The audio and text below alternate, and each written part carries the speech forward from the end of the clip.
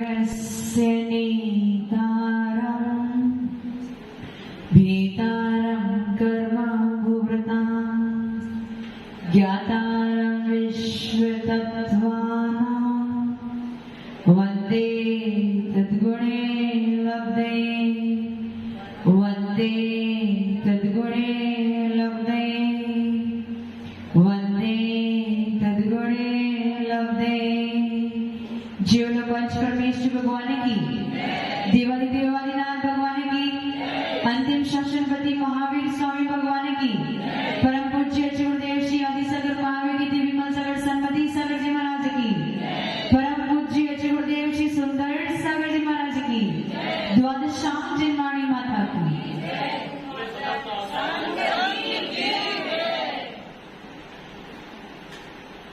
जब इस श्लोक पे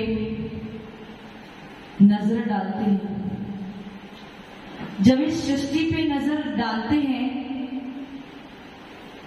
और इस बात को समझने की कोशिश करते हैं कि श्लोक पे है क्या, तभी उत्तर मिलता है जीव, पुद्गल, धर्म, अधर्म, आकाश और काल। इन 6 द्रव्य के अलावा इस श्लोक में अन्य कोई भी 7 द्रव्य नहीं है। आप देख लो, पूरे लोक का निरीक्षण कर लो, जहां कहीं देखोगे तो आपके चक्षु से जो दिख रहे हैं वो केवल पुद्गल ही पुद्गल है। और इसके अलावा जो 5 अन्य द्रव्य हैं वो कौन से हैं? जीव है, धर्म है, अधर्म है, आकाश है और काल है। एक दिन योग वर्ष इन 6 द्रव्य में एक मीटिंग लग गई। मीटिंग में सबसे प्रधान द्रव्य कौन था? जीव द्रव्य। 6 द्रव्यों के बीच में बातचीत चल रही थी, गहन चर्चा चल रही थी। तब जीव द्रव्य ने अपनी असंतुष्टि प्रकट करी। जीव द्रव्य क्या बोला? मेरे पास केवल ज्ञान और दर्शन है, उसके अलावा कुछ भी नहीं है। और इस ज्ञान दर्शन से होगा क्या? ज्ञान दर्शन अनंत काल से है और अनंत काल तक मेरे पास रहेगा, परंतु इससे मुझे संतुष्टि की प्राप्ति नहीं हो रही, मेरी इच्छाओं की पूर्ति नहीं हो रही। मैं करूं तो करूं क्या? सिर्फ जानूं और देखूं, इसके अलावा कोई काम ही नहीं मेरे पास। तब गहन चर्चा चल रही थी तो पुद्गल द्रव्य ने एक बात रखी। क्या बात रखी? एक काम कर। किससे? जीव द्रव्य से कहा, तू एक काम कर, मेरे पास खूब सारी वस्तुएं हैं, तू एक काम कर, मेरे से थोड़ा सा उधार पे ले ले। तो जीव द्रव्य ने बोला ठीक है, एक काम करते हैं, ज्ञान दर्शन से मेरी पुष्टि नहीं हुई, मजा नहीं आ रहा जीवन में, कुछ ना कुछ तो चाहिए क्रांतिकारी करने के लिए। तू एक काम कर, मुझे थोड़ा सा शरीर उधार पे दे दे। तो पुद्गल बोला ठीक है, आज से तुझे शरीर दिया, उधार पे दे रहा हूं, लेकिन शुद्ध समय पर वापस ले लूंगा। जीव द्रव्य मान गया। फिर उसने सोचा अब जब शरीर को ग्रहण कर रहा हूं तो मुझे स्थान भी चाहिए। तो स्थान के लिए वो चला गया आकाश द्रव्य के पास और आकाश द्रव्य से बोला, भैया शरीर मुझे पुद्गल से मिल रहा है, तू मुझे क्या देगा? थोड़ा सा स्थान दे दे, तो स्थान को लेके मैं रह लूंगा। अब स्थान मिल गया आकाश द्रव्य से। उसके बाद वो चला गया धर्म द्रव्य के पास। धर्म द्रव्य से कहा, शरीर तो मिल गया, लेकिन शरीर की हलन चलन करने के लिए धर्म द्रव्य चाहिए। तू एक काम कर, मुझे गति हितुत्व दे दे, ताकि मैं अपने शरीर से हलन चलन तो कुछ काम तो कर सकूं। धर्म द्रव्य ने भी उसकी बात मानी। फिर वो चला गया अधर्म द्रव्य के पास। बोला गति हितुत्व मिल गया है, स्थान मिल गया है, शरीर मिल गया है, हलन चलन मिल गई है, लेकिन हलन चलन करने के बाद मुझे अपने शरीर को रोकना भी तो पड़ेगा। उस रोकने के लिए कौन मुझे हेल्प करेगा? बोला अधर्म द्रव्य। बोला ठीक है, मैं तेरी सहायता करता हूँ, बात को अच्छी तरीके से सुनना। जीव द्रव्य की कहानी है। कीर्ति जी, किसकी कहानी है? जीव द्रव्य यानी आपकी ही कहानी है। उसके बाद शरीर मिल गया, स्थान मिल गया, हलन चलन मिल गया, रुकने की सहायता मिल गई। अब परिवर्तन भी तो होना चाहिए। समय आगे बढ़ेगा नहीं तो मैं करूंगा क्या? सिर्फ शरीर मिलने से कोई काम चलने वाला? तो काल द्रव्य के पास चला गया, तो काल द्रव्य ने बोला ठीक है, मैं भी तेरी सहायता कर देता हूं, मैं भी काल का परिवर्तन कर दूंगा, अब तो तुझे जीवन जीने में मजा आएगा। पुनः पुद्गल द्रव्य तो बहुत अच्छा व्यापारी था। बाकी जो चार थे, धर्म, आकाश और काल, उन्होंने तो केवल एक एक वस्तु दे दी और शांति से बैठ गए। परंतु पुद्गल द्रव्य का एडवर्टाइजमेंट बहुत अच्छा था, बहुत ही सुंदर व्यापारी था। उसने क्या बोला? भैया देख, तेरे को शरीर मिल गया है, लेकिन अकेले शरीर से करेगा क्या? एक श्रीमती भी कौन चाहिए? एक श्रीमती चाहिए। अकेला रह के करेगा क्या जीवन में? श्रीमती साथ में होगी तो जीवन जीने का मजा आएगा। तो एक काम कर, मुझसे एक श्रीमती भी उधार पे ले ले। तो जीव द्रव्य तो लालची था ही, लोभ कसाई के वशीभूत हो गए। लालच में आके उसने बोल दिया ठीक है, शरीर के साथ में श्रीमती भी दे दे। फिर पुद्गल द्रव्य समझ गया कि यार इस जीव की लालच बढ़ती जा रही है, ये अपनी इच्छाओं को पुष्ट करने के लिए इसको जितना घुमाना उतना घुमा सकता हूँ, ये अपनी इच्छा को पुष्ट करने के लिए कुछ भी कर सकता है। तो उसने एक और बात उसके सामने रख दी। क्या बोल दिया? भैया तू श्रीमती तो ले रहा है, लेकिन श्रीमती की मति श्री में होती है और बिना श्री के श्रीमती मिलने वाली। तू एक काम कर, धन संपत्ति भी मुझसे उधार पे ले ले। तो जीव द्रव्य समझा कि भैया शरीर मिल गया, शरीर के साथ रहने के लिए श्रीमती मिल गई। यदि अब श्री नहीं मिली तो श्रीमती मेरे पास रहे, क्योंकि याद रखना स्त्री वहीं खुश रह सकती जहां पे उसे धन संपत्ति मिल सकती, और इसीलिए उसका नाम श्रीमती रखा। तो ठीक है, पुद्गल से बोला भैया तो दे दे, धन संपत्ति भी दे दे। उसके बाद पुद्गल ने सोचा इसको थोड़ा और फंसाते हैं। बोले श्रीमती मिल गई, अब थोड़े बच्चे भी उधार पे ले ले। श्रीमती के साथ कितना समय बिताएगा? थोड़े बच्चे भी उधार पे ले ले, उनसे भी जरा समय निकल जाएगा। ठीक है, बच्चे भी दे दे।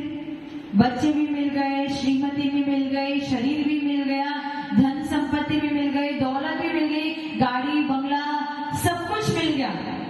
अब जीव को लगा कि अब तो जीवन जीने में मजा आएगा। क्या होगा? अब तो जीवन जीने में मजा आएगा। लेकिन पुद्गल क्या था? बहुत ही अच्छा व्यापारी था। उसने क्या बोला?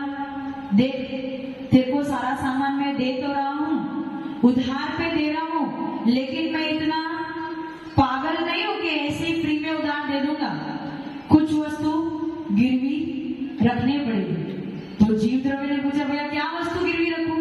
मेरे पास तो कुछ है ही नहीं, सिर्फ ज्ञान और दर्शन है, और ज्ञान दर्शन के अलावा कुछ है ही नहीं, तो क्या गिरवी रखूं?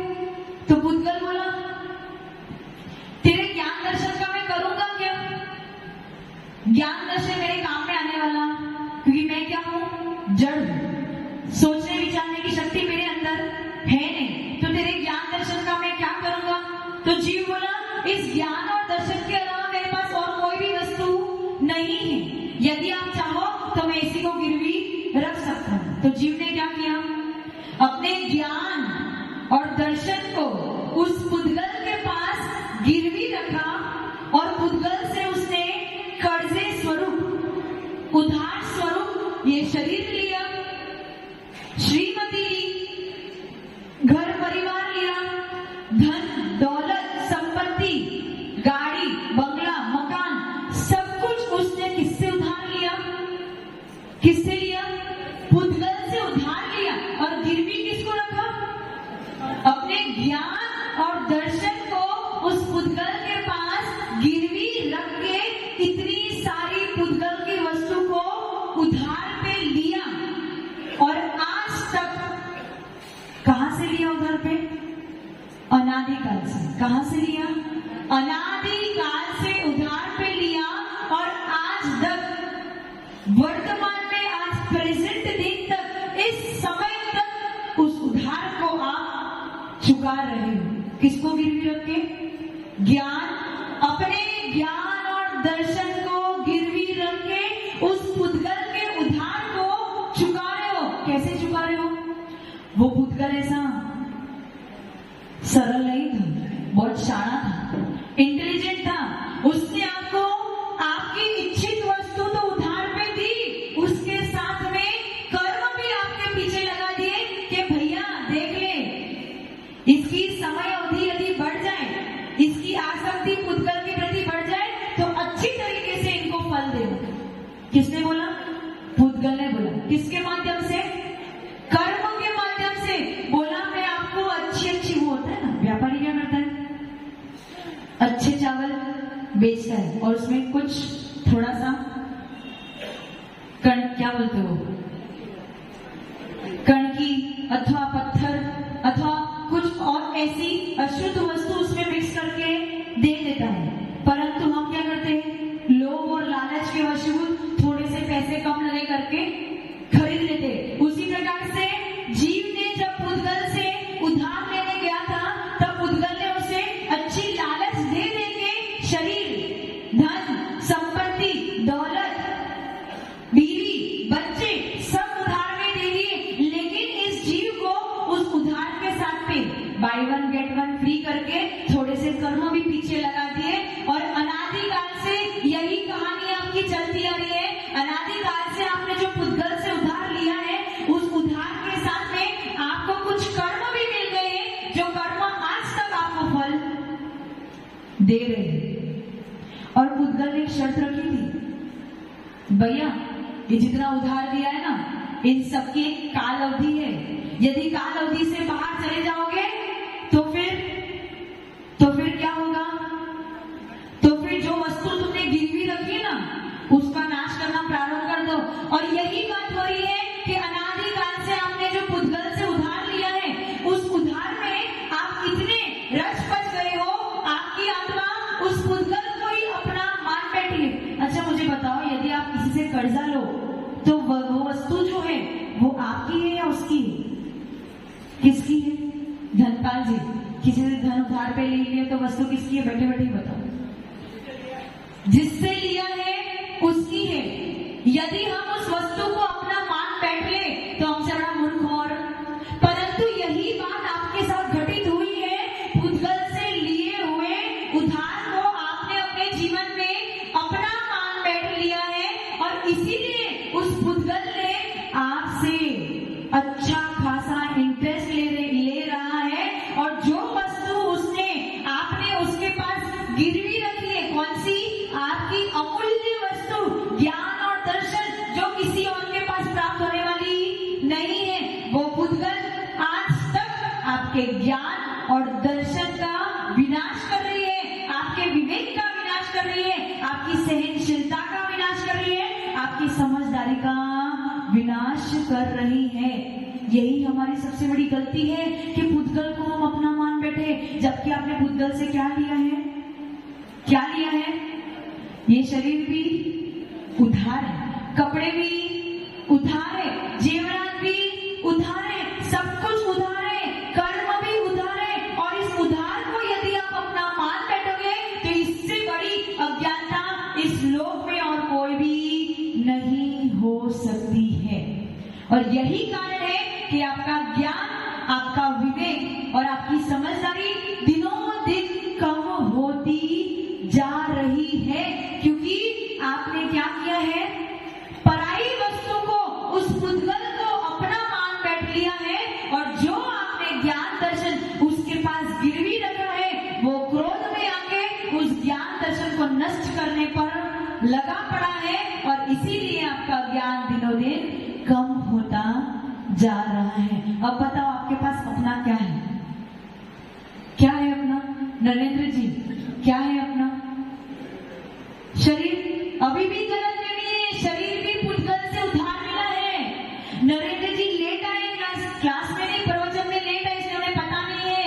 ये शरीर भी पुद्गल से उधार मिला है, कपड़े भी पुद्गल से उधार मिला है, घर भी पुद्गल से उधार मिला है, ये स्थान भी आकाश से उधार, सब कुछ उधार में है। आपका अपना क्या है?